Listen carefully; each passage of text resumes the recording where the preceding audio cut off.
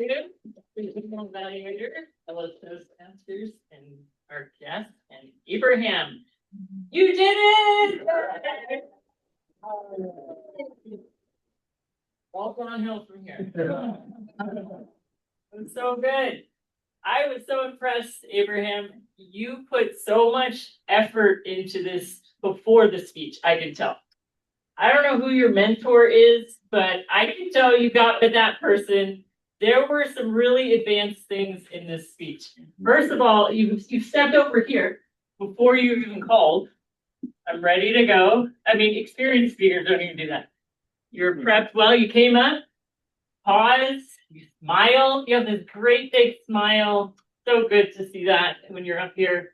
You had no notes, which was courageous, impressive, and possibly just overly daring. My goodness, that was amazing that somebody might have convinced you to do that, because I mean, that's for the first speech, that's just unreal.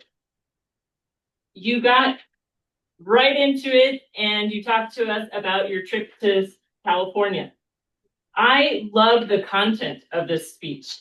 You chose a story that really you could see your face light up when you were talking about this memory. You were right there back in California on this vacation. And then you weaved it in and connected it to not missing out. FOMO, you didn't want to miss out at FOMO, fear of missing out. Sorry for you.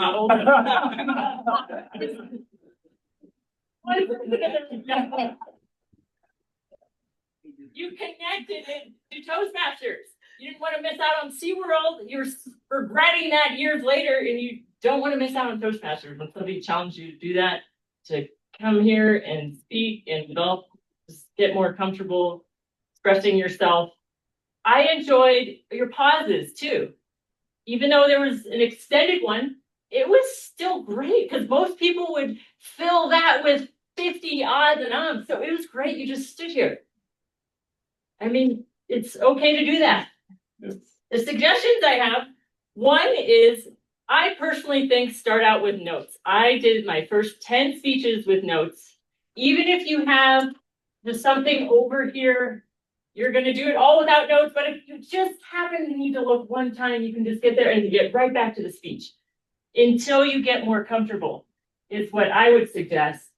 And then as you get more comfortable, maybe you could just have a note card with a few words, of your bullet points of where you're going. Also, another suggestion is I love the story that you had. Choose a part of the story that you can expand on that you could just tell to anybody without any preparation, because you know the story and you're just going to tell it. So then you're not going to forget it.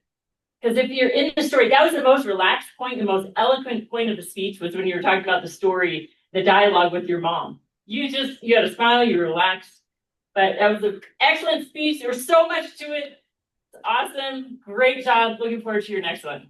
All right.